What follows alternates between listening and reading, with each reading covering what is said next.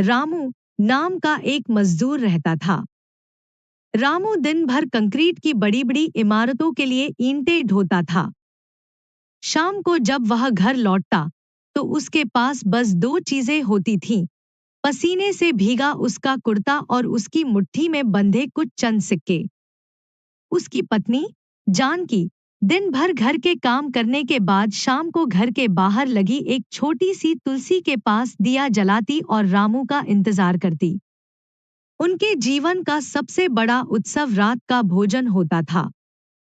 एक दिन रामू जब काम से लौटा तो उसकी आंखों में एक अजीब सी चमक थी। आज मालिक ने उसे बोनस में कुछ एक्स्ट्रा पैसे दिए थे। उसने रास्ते में रुककर एक छोटी सी पोटली खरीदी। घर पहुंचते ही उसने वह पोटली जानकी के हाथ में रख दी। जानकी ने खोलकर देखा, उसमें सबसे बेहतरीन अरहर की दाल और सफेद बासमती चावल के कुछ दाने थे।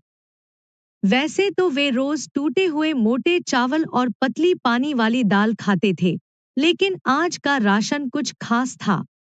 जानकी ने मिट्टी के चूल्हे पर लकड़ियां सुलगाई।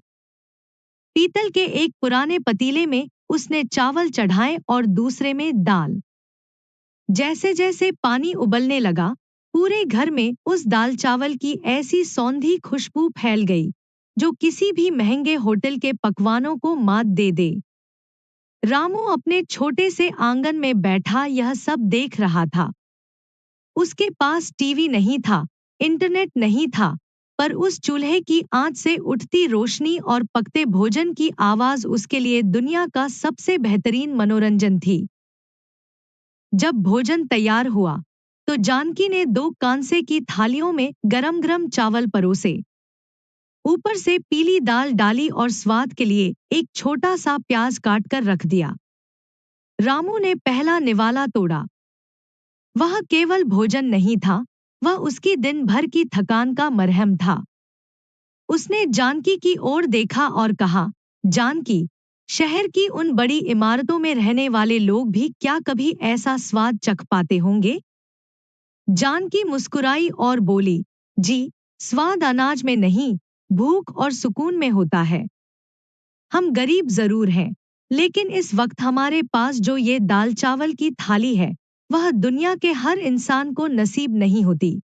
उस रात रामू और जानकी बिना किसी चिंता के सोए।